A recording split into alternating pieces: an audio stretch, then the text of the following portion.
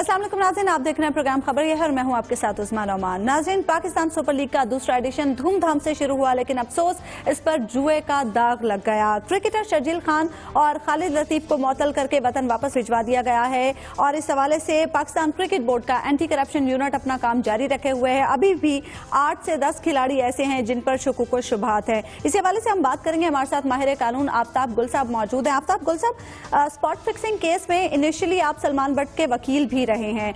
आप ये बताइए कि क्रिकेट में करप्शन के हवाले से किन चीजों को शवाहिद शुमार किया जाता है? देखिए ना, अब जो करेगा ये काम अब सर्कमस्टांशियल एविडेंस ही होगा। सारा एविडेंस जो होगा वो सर्कमस्टांशियल होगा।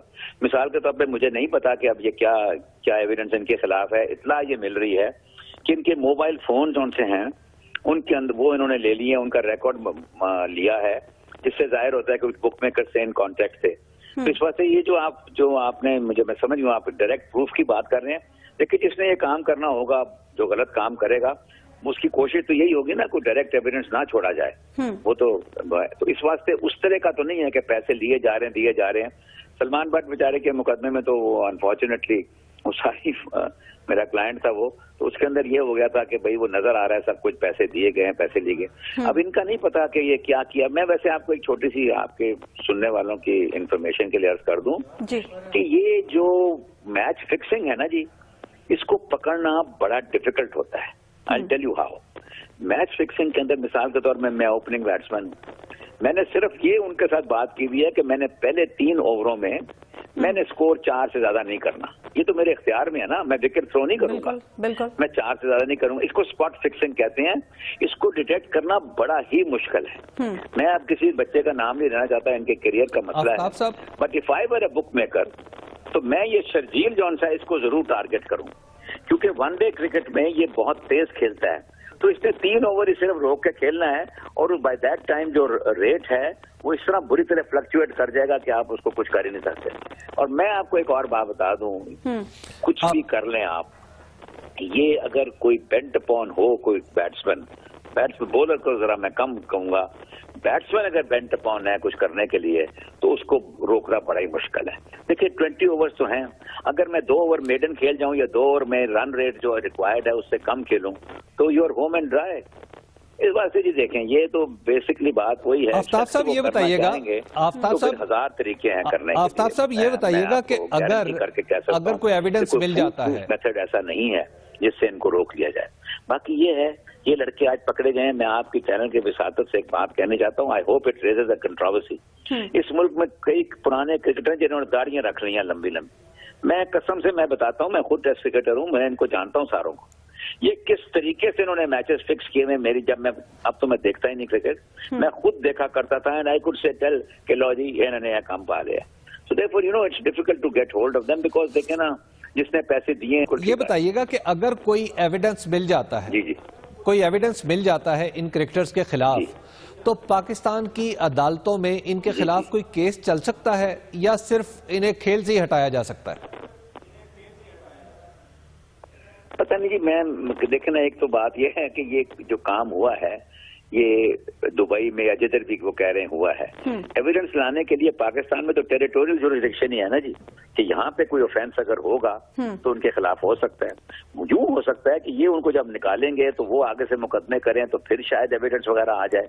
अदरवाइज देखें जो टेरिटोरियल लिमिट्स हैं उनके अंदर ही मुकदमेबाजी हो सकती है ना जी। कोई ये उससे तो नहीं, मैं नहीं समझता कि उनको ला के आप पाकिस्तान में सजा दे देंगे। वो मैं समझता हूँ जी, टेस्ट क्रिकेटर हैं, इतने पैसे ये लोग कमाते हैं, करोड़ों रुपए इनको मिलता है, यही बहुत सजा होगी कि ये दुनिया के सामने शर्मिंदा हो जाएंगे और इनको इनकी जो लाइवलीहुड है वो भी, मैं नहीं समझता आपकी ये बचेंगे। क्योंकि रात की अभी मुझे ये भी खबर है सीनियर ऑफिशियल के बोर्ड से कि इन्होंने कोशिश की। जी आफ्ताब साहब, क्या खबर है आपके पास? इन्होंने कोशिश की शहरयार खान साहब से बात करने की, उनसे अप्रोच करने की। अच्छा। शहरयार खान एक मतलब धीमा आदमी है, उसने भी इनसे बात करने से इनकार कर दिया। मैं समझता हूँ कि शायद कोई इस किस्म के सबूत उनको मिल गए हैं कि जो कि भाई वो they have been forced to now take action. इबरत का निशान बना देंगे। हाँ, 3 प्लेयर्स के खिलाफ तो पक्के मिल गए हैं ना जी। वो जो उसको भी वापस भेजा सुबह 7 बजे, वो लड़का जो तेज बॉलर था जो गेंद करता था, जुल्फिकार बाबर की बात करें? इरफान को क्लियर करार दे दिया गया।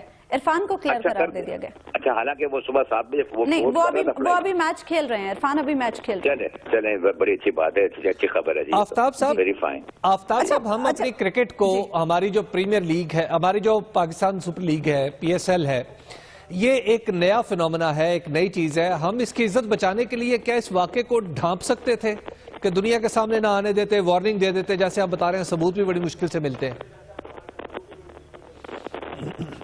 دیکھیے، اب یہ میں نہیں کہہ رہا کہ ایسا کرنا چاہیے تھا، لیکن جو آپ نے بات کہی ہے یہ ماضی کے اندر یہ ہوتا ہے.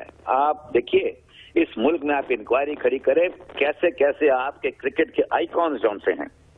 میں آئیکن کا لفظ استعمال دانستہ کر رہا ہوں کہ میں سمجھتا ہوں بہت بہت بڑے پلیئر تھے پاکستان کے ماضی میں. اگر آپ کو ٹریل ان کے تک نہ پہنچتی ہوئی تو مجھے پکڑ لیں، لیکن پرابلم یہ ہے، میں نے ابھی پہلے کہہ دیا ہے بائی انفرنس، میں نے انسینیویٹ کر دیا ہے کہ داڑیاں رکھنے کے ساتھ کوئی پردے نہیں پڑتے. ہمارے ملک میں پڑتے ہیں، فٹافٹ سجدے میں گر گئے اور یہ کر لیا. میں آپ کو بتاؤں، آپ ان لوگوں کے بازی کو اگر کھولیں گے تو کیسا کیسا بندہ باہر آئے گا. انفارچونیٹلی ایک اور اس میں خرابی ہوئی ہے. سرفراز نواز سب سے بڑا وسل بلوور ہے اس معاملے کا. اس کی کریڈیبلٹی جو ہے، جو اسٹیبلشمنٹ ویو ہے، وہ اس کے کچھ کھلا خلاف ہے. So the moment he opens his mouth, لوگ کہتے ہیں جناب جھوٹ بول رہے ہیں. وہ جھوٹ نہیں بول رہا، اس کو وہ ایگزامن کرنا چاہیے آپ کو. آپ دیکھیں جو ہمارا ایک ورلڈ کپ انگلینڈ میں ہوا تھا، ہم نے کس طرح میچ بنگلہ دیش سے ہارا تھا، اس کی ساری اس کے پاس رپورٹ ہے. احسان مانی صاحب کو اس نے جا کے کمرے میں بتایا، انہوں نے کہا جی یہ ہم نے میچ ہار جانا ہے. And you know lovely place جو بنگلہ دیش تھی، ہم اس سے میچ ہار گئے. کیا سیاسی وجوہات تھی، کیا تھی، یہ مجھے تو علم نہیں ہے. لیکن یہ جو آپ نے فرمایا ہے کہ وہ دیکھیں جی جس کو بچانا ہوگا وہ بچ جائے گا. جو جی آفتاب صاحب، ایک بات مجھے اور بتائیے گا، اس پورے کیس میں لینے والے بھی پاکستانی ہیں، دینے والے بھی پاکستانی ہیں. کیا پاکستان کا بک مافیا اتنا بڑا ہو گیا ہے کہ وہ اپنے ہی ملک میں اس طرح کھل کے آپریٹ کرتا ہے اور اپنے کھلاڑیوں کو خریدتا بیچتا ہے؟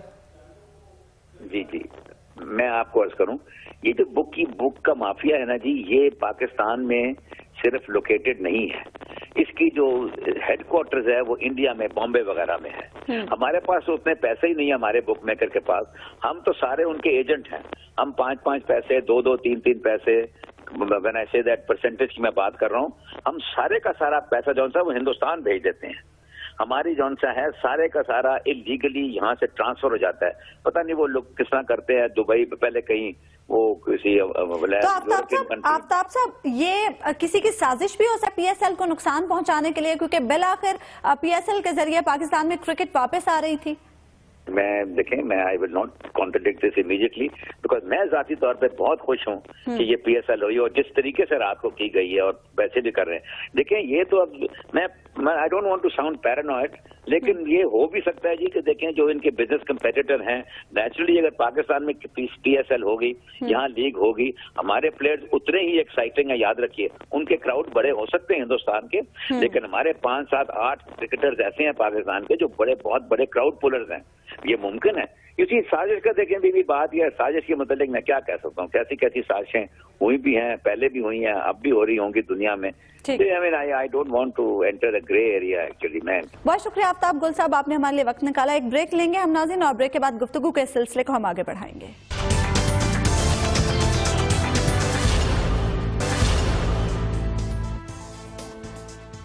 ویلکم بیک ناظرین. کئی سال تک MKM میں ایک ساتھ کام کرنے کے بعد پچھلے سال مخالف بن جانے والے فاروق ستار اور مصطفیٰ کمال آج ایک سیمینار میں اکٹھے ہوئے. دونوں خوشگوار موڈ میں تھے اور 1.5 سال میں یہ پہلا موقع تھا جب دونوں کسی عوامی محفل میں ایک دوسرے سے مسکرا کر ملتے ہوئے دکھائی دیے. اسی پر بات کرنے کے لیے ہمارے ساتھ لائن پر موجود ہیں علی رضا عابدی صاحب. علی رضا عابدی صاحب، فاروق ستار تو بڑے مسکرا کر مصطفیٰ کمال صاحب سے مل رہے تھے، تو ہم کیا سمجھیں کہ رنجشیں ختم ہو رہی ہیں، تلخیاں کم ہو رہی ہیں؟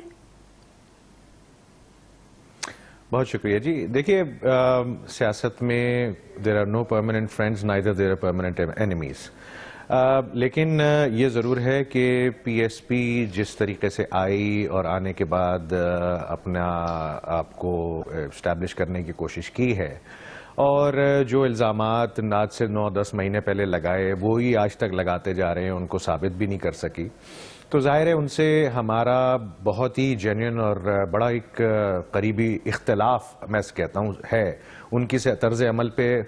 اور اسی طرح اگر آپ اور پولیٹیکل پارٹیز کو دیکھیں تو متحدہ قومی موومنٹ کے ساتھ اگر پی ٹی آئی بھی ہے یا پی ایم ایل این یا پیپلز پارٹی، ان کے ساتھ بھی اختلافات رہتے ہیں، لیکن کہیں ایسی اوکیزن پہ جیسے شادی ہو گئی یا پھر کوئی کانفرنس ہے یا سیمینار ہے اور وہاں پہ اگر دو لیڈرز اپوزنگ پارٹیز کے ملتے ہیں تو وہ ظاہر ہے فار دا پیس کے لیے یا پھر ایک بڑے موٹیو کے لیے وہ کوشش کرتے ہیں کہ وہاں پہ علی فاروق ستار صاحب تو یہ کہہ رہے ہیں کہ ملاقاتیں ہوتی رہیں گی.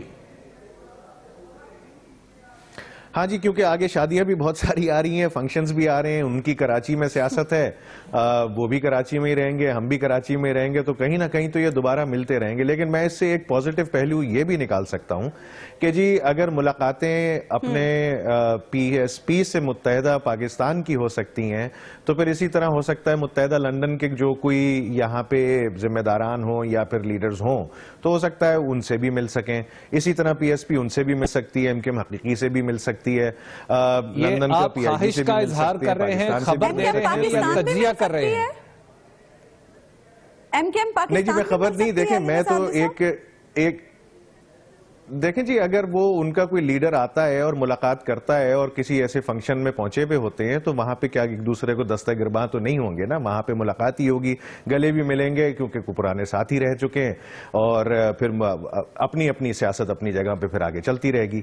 تو میں سمجھتا ہوں کہ یہ اس میں ٹھیک ہے ایک سرپرائز تو تھا سب کے لیے، اور لیکن جب سیاست کرنی ہے اور اسی شہر میں اسی ملک میں رہتے ہوئے کرنی ہے تو پھر بہت سارے لیڈرز جن کو شاید آپ نہیں پسند کرتے ہو یا وہ شاید آپ کو ناپسند کرتے ہو تو ایسے موقعوں پہ ایسی جگہوں پہ ملاقات ہوتی ہے. علی ایک سوال میں آپ سے پوچھنا چاہتا ہوں، پچھلے دنوں آپ کا پارٹی سے اخراج ہوا، آپ کو پارٹی سے نکالا گیا اور پھر آپ دوبارہ ایم کے ایم پاکستان کا حصہ بن گئے، یہ معاملہ کیا ہوا؟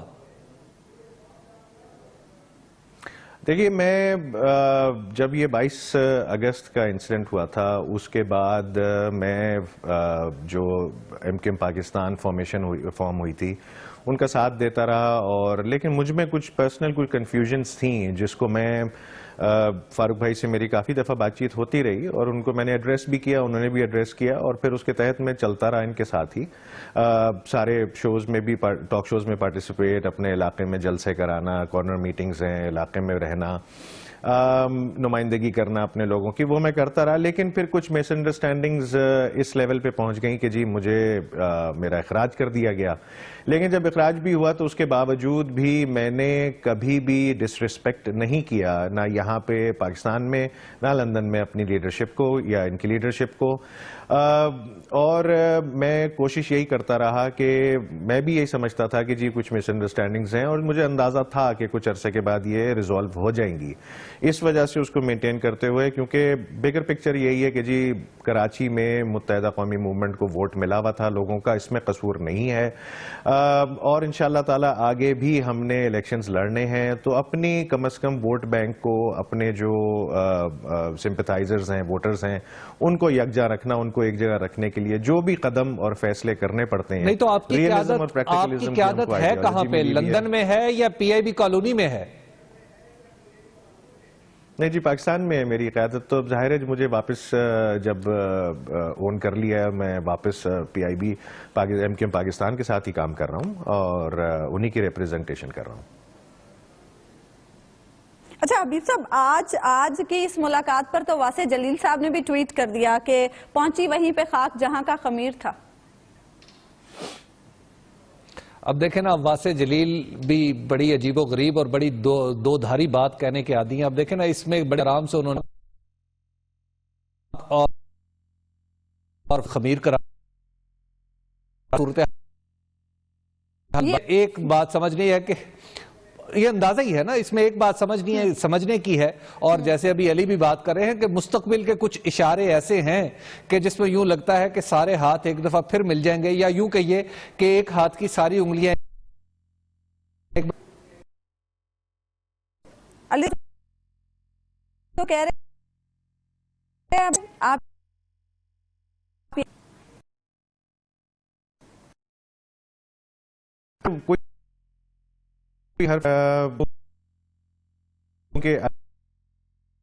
ساتھ بھی ہو جاتے ہیں بھی کوئی بات چلتے ہوئے جو جس بھی کچھ میں بھی آتی ہے جو ہمیں جتنے بھی بے شک وہ ان سب کو اپنے آپ کو کے لیے اتنا بھی کام ہوئے کام آگے جا کے تو الگ آپ سے بریک ہم لیں گے واپس آئیں گے.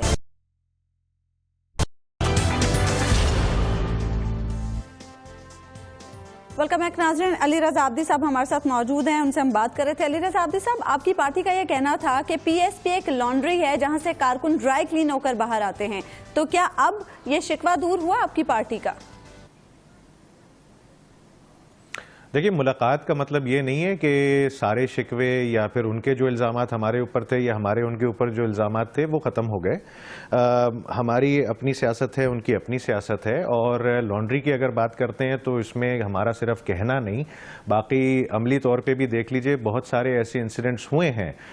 میرے خیال میں میڈیا کو بھی بہت واضح طور پہ پتہ ہے اور باقاعدہ رپورٹ بھی ہوتے رہے ہیں کہ ایسے لوگ جو کہ زبردستی اٹھا کے لے کے گئے ہیں, ان کے ساتھ ٹارچر بھی کیا گیا, ان کو بند بھی کیا گیا, اور پھر اس کے بعد ان کو ریلیز کیا گیا تو وہ اتفاق سے وہ پاکستان ہاؤس سے نکلنا شروع ہو گئے.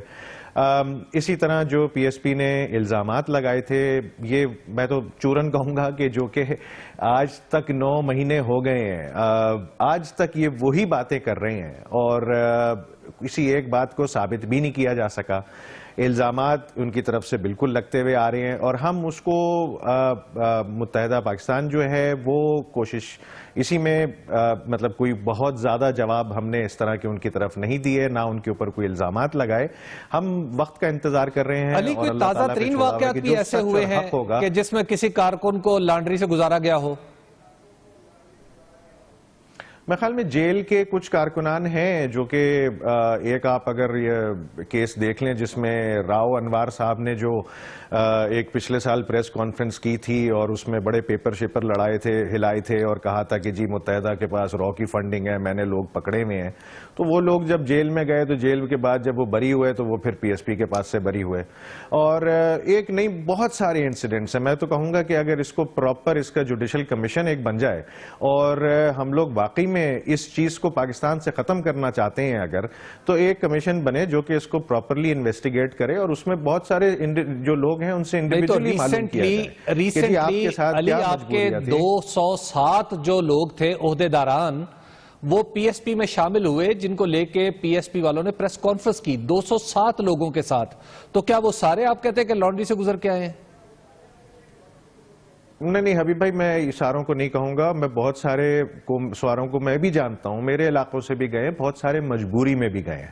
ان کو بس یہ نظر آ رہا ہے کہ شاید پی ایس پی میں ہم اگر ابھی چلے جاتے ہیں تو ہمیں ایک ٹیمپریری امیونٹی مل جاتی ہے, جو کہ ایک آپریشن ہو رہا ہے جس کے تحت تقریباً 6-7 ہزار ہمارے کارکنان اریسٹ بھی ہوئے ہیں اور اس میں سے 95% ریلیز بھی ہوئے ہیں. لیکن جو لوگ اس مصیبت سے گزرنا نہیں چاہتے یا پھر ان کو فیئر ہے کہ وہ متحدہ کے نام پہ ان کو اریسٹ کر لیا جائے گا یا پھر ان کے ساتھ کوئی زیادتی ہوگی, تو وہ ایک ٹیمپریری امیونٹی کے لیے ان کے پاس گئے ہیں, کیونکہ ان کے پاس سے اگر اریسٹ ہو رہا ہے تو صرف وہی اریسٹ ہو رہا ہے جس کے اوپر بہت سخت کوئی سنگین قسم کا کیس ہے.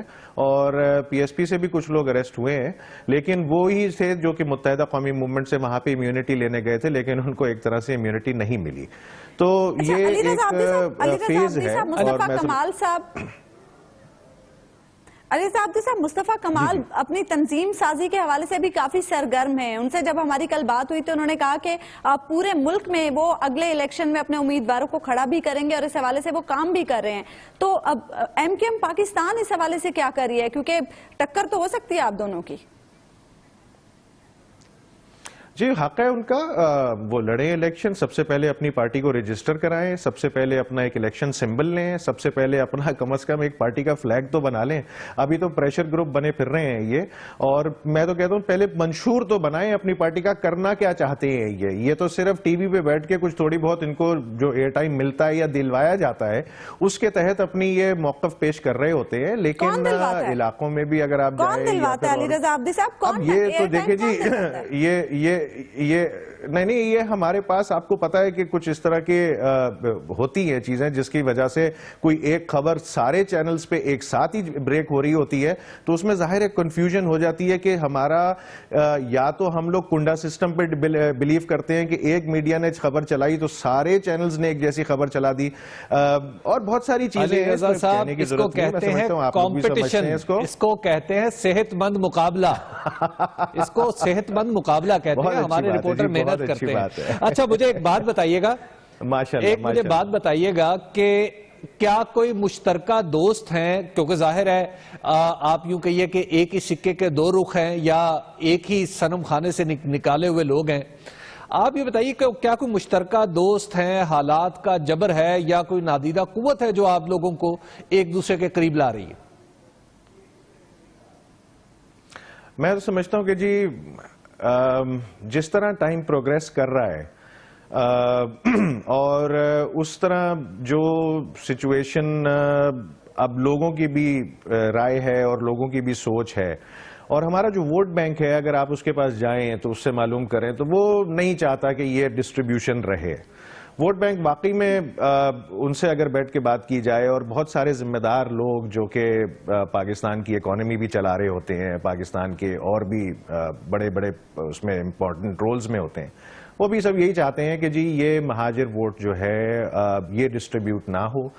اس کو ظاہر سی بات ہے جب یہ ویک ہوتا ہے تو اس کے بعد دوسری پارٹیز آ کے، اب جیسے آپ نے آج کل دیکھا کہ کراچی میں بہت سارے سیاسی گد آ کے بیٹھنا شروع ہو رہے ہیں اور اپنی طرف سے کوشش کر رہے ہیں کہ کسی نہ کسی طرح یہ جو ڈسٹریبیوشن ہوئی ہے یا پھر یہ جو بریک ہوا ہے اس کو اویل کیا جا سکے.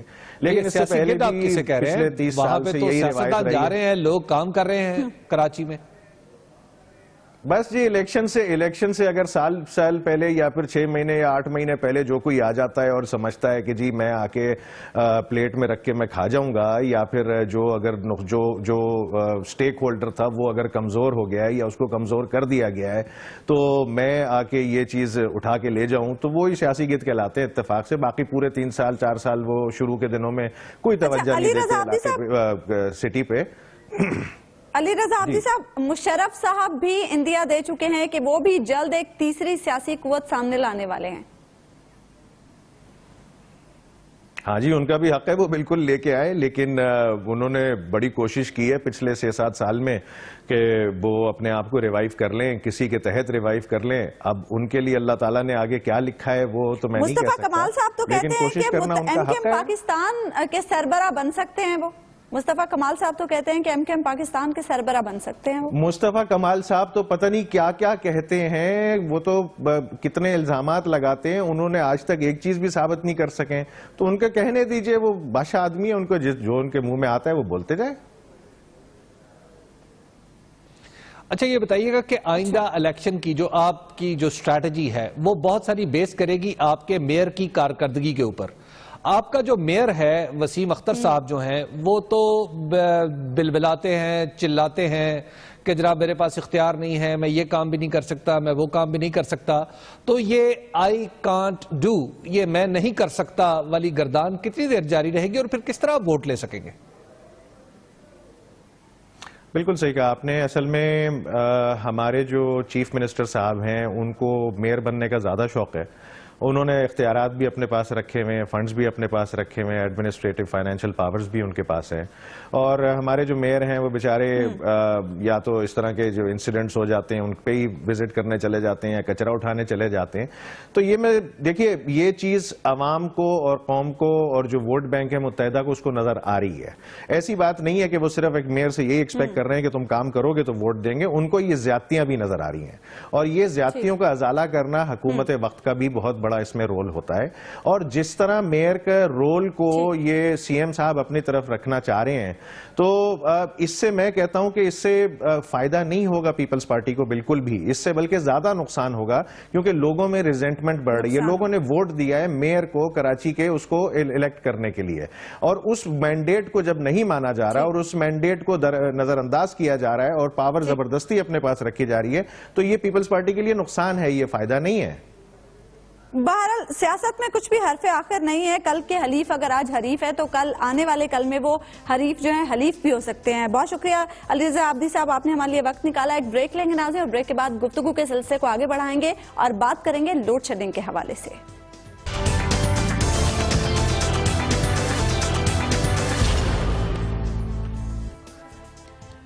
ویلکم بیک ناظرین. لوڈ شیڈنگ میں پاکستانیوں کے لیے گرمیوں کے دن کاٹنا کسی عذاب سے کم نہیں ہے, اور وزیر اعظم دھڑا دھڑ پاور پروجیکٹس کا افتتاح تو کر رہے ہیں, لیکن جو صورتحال ہے بجلی کی لوڈ شیڈنگ کے حوالے سے, اس سے تو یہی لگتا ہے کہ آگے آنے والی گرمیاں بھی اسی طرح سے گزرنے والی ہیں. حبیب صاحب, دھڑا دھڑ پاور پروجیکٹس کے افتتاح کیے جا رہے ہیں اور یہ دعوے بھی کیے جا رہے ہیں حکومت کی جانب سے کہ سسٹم میں مزید بجلی بھی آ رہی ہے, لیکن جو صورتحال ہے ابھی سردیوں میں یہ لوڈ شیڈنگ ہو رہی ہے, تو آنے والی گرمیوں میں تو مجھے لگ رہا ہے کہ ایسی صورتحال رہے گی. یہ آپ نے ٹھیک کہا کہ لوڈ شیڈنگ تو رہے گی, یعنی آئندہ آنے والی گرمیوں میں لوڈ شیڈنگ رہے گی, لیکن آپ اگر ایک بات پہ غور کریں تو بتدریج پچھلے 2 سال میں بتدریج جو ہے لوڈ شیڈنگ کم ہوتی چلی جا رہی ہے. جو اس کے گھنٹے, جو اس کا ڈیوریشن ہے, وہ بھی نسبتاً کم ہوتا چلا جا رہا ہے. اور اس وقت تک جو میری بات ہوئی ہے, جو بجلی پیدا کرنے کے ذمہ داران ہیں, وہ ہمیں بتا رہے ہیں کہ جو آئندہ جو گرمیاں ہوں گی اس میں لوڈ شیڈنگ ہوگی 3 گھنٹے, جو ان کا ٹارگٹ ہے 3 گھنٹے ہوگی شہری علاقوں میں اور 4 سے 6 گھنٹے ہوگی رورل علاقوں میں. تو گویا آپ جو پچھلے سال آپ نے لوڈ شیڈنگ دیکھی تھی, آپ اس کا ہاف کنسیڈر کر لیں کہ آدھی لوڈ شیڈنگ جو ہے وہ یہاں پر ہمارے پاس ہمیں وہ بھگتنی پڑے گی, لیکن وہ آدھی جو ہے وہ اگلے سال یعنی اپریل 2018 کے اندر کہا جا رہا ہے کہ وہ مکمل طور پر ایک زیرو لوڈ شیڈنگ کر دی جائے گی پاکستان کے اندر. ہاں, لیکن اس میں کچھ ایسے علاقے باہر رہیں گے کہ جہاں پہ لوڈ شیڈنگ بدستور جاری رہے گی, اور وہ علاقے وہ ہوں گے جہاں سے بل جو ہیں وہ نہیں مل رہے. مثال کے طور پہ خیبر پختونخوا کے کچھ علاقے ہیں جہاں سے بل نہیں مل رہے, اسی طرح سندھ کے کچھ علاقے ہیں جہاں سے بل نہیں مل رہے, بلوچستان کا بھی کچھ علاقہ ہے جہاں سے بل نہیں مل رہے. تو جہاں سے بجلی کے بل وصول نہیں ہو رہے, وہاں پر لوڈ شیڈنگ جو ہے لوگوں کو بدستور انہیں بھگتنا پڑے گی. اچھا, وزارت پانی اور بجلی اور نیپرا کے درمیان کیا معاملات چل رہے ہیں, کس بات پر اختلافات ہیں؟ دیکھیں, جو نیپرا اور پانی اور بجلی کے درمیان جو اختلافات ہیں اس کی نیچر جو ہے آپ یوں سمجھیے کہ وہ انڈیویجول بھی ہے, وہ ایک آرگنائزیشنل بھی ہے, اور وہ تھوڑا سا نیپرا کی سائیڈ پہ آپ کو غصہ بھی نظر آ رہا ہے. اس کی وجہ یہ ہے کہ جو ایک تو ریگولیٹر کا اور بجلی ریگولیٹر کو میں پہلے سے شروع کرتا ہوں کہ ریگولیٹر کا اور وزارت کا ہمیشہ عام طور پہ ان کے درمیان کچھ نہ کچھ کشاکش لگی رہتی ہے. یہ ایک دوسرے کے رسیاں کھینچنے کی کوشش کرتے رہتے ہیں. تو اس ایک تو ایک نیچرل بات ہے. دوسری بات یہ ہے کہ نیپرا کے حوالے سے مجموعی طور پر ہمارا جو پولیٹیکل سسٹم ہے وہ یہ یا پولیٹیکل لوگ ہیں, ایون ہمارے وزیر اعظم بھی آن ریکارڈ کہہ چکے ہیں, ہمارے وزیر اعلیٰ پنجاب وہ بھی بجلی کے معاملے میں بڑے سرگرم ہیں, وہ بھی نیپرا سے کچھ شکوے شکایتیں کرتے رہتے ہیں. تو نیپرا چونکہ اصول اور ضوابط بہت زیادہ وہاں پر ٹائٹ ہیں, نیپرا کو جواب دینا ہے. وزارت کے پاس جو اور حکومت کا جو ریکارڈ ہے وہ پبلک کی امانت نہیں ہوتا, نیپرا کا جو ریکارڈ ہے وہ پبلک کی امانت ہوتا ہے. لہذا نیپرا کو نیچرلی کچھ زیادہ کیئرفل چلنا پڑتا ہے کیونکہ اس نے اپنا ریکارڈ پبلک کرنا ہے. ایک تو یہ بات ہے. دوسری بات یہ ہے کہ ایک جو کراچی الیکٹرک کا مسئلہ ہے وہ اس پہ حکومت کا ویو جو ہے وہ ہمدردانہ ہے لوگوں کے لیے. وہ لوگوں کی شکایت کو زیادہ توجہ سے سن رہی ہے, اور ایسے بے شمار کیسز ذاتی طور پہ خود میرے علم میں بھی ہے کہ جہاں پہ کے الیکٹرک کی طرف سے ایک بل آیا, اس نے جو بل جس نے وصول کیا اس نے کہا کہ جناب ماضی میں تو میرا اتنا کبھی بل نہیں آیا اور میں یہ کیوں بل آپ کو ادا کروں. تو اس پہ انہوں نے کہا کہ جناب نہیں, ہم آپ کی بجلی کاٹ دیں گے, اور زبردستی وہ بل وصول کیا گیا. اور جو وزارت میں بیٹھے لوگ ہیں وہ اس رویے کو کہتے ہیں کہ جناب یہ تو بالکل غنڈہ گردی ہے. اب یہ پتہ نہیں آپ کے الیکٹرک کے اپنے مفادات ہوں گے, لیکن یہ میں ان کی ٹرم استعمال کر رہا ہوں جو وزارت میں بیٹھ کے لوگ کہتے ہیں. اور اس کے ساتھ پھر تیسری بات یہ ہے کہ خود جو طارق سدوزئی صاحب ہیں جو نیپرا کے سربراہ ہیں، ان کا بھی کراچی الیکٹرک سے اور بجلی کے شعبے سے ایک خاص ریلیشن ہے. اگرچہ وہ بریگیڈیئر بھی رہے ہیں لیکن وہ ان کا بجلی کے اندر ایک بہت ہی لانگ سٹینڈنگ ہے. بعض لوگ جو ان کے قریب ہیں وہ یہ بتاتے ہیں کہ جو حکومت جس تیزی سے معاملات کو آگے چلا رہی ہے پاور جنریشن کے، وہ اس سپیڈ کو کچھ بہت زیادہ ٹھیک نہیں سمجھتے. وہ سمجھتے ہیں کہ اس رفتار سے اگر آگے چلیں گے تو عین ممکن ہے کسی موقع پہ ٹھوکر لگ جائے. تو یہ 3 قسم کے اختلافات ہیں جنہوں نے تناؤ پیدا کر رکھا ہے. وزارت اور حکومت ایک طرف کھڑے ہیں اور دوسری طرف نیپرا ہے جو تنہا ہے. حبیب صاحب، کچھ دن پہلے احسن اقبال صاحب نے یہ فرمایا کہ سی پیک کے تحت جو اسٹرانگ انویسٹمنٹ پاور سیکٹر میں ہو رہی ہے اس سے امید ہے کہ آنے والے کچھ عرصے میں 10,000 میگا واٹ بجلی نیشنل گرڈ میں شامل ہو جائے گی. جب اتنی زیادہ بجلی ہمارے سسٹم میں داخل ہوتی ہے، یہ تجربے کی بات ہے، تو ہماری جو ٹرانسمیشن لائنز ہیں وہ بیٹھ جاتی ہیں. تو کیا ٹرانسمیشن لائنز کی اپ گریڈیشن بھی ضروری نہیں ہے؟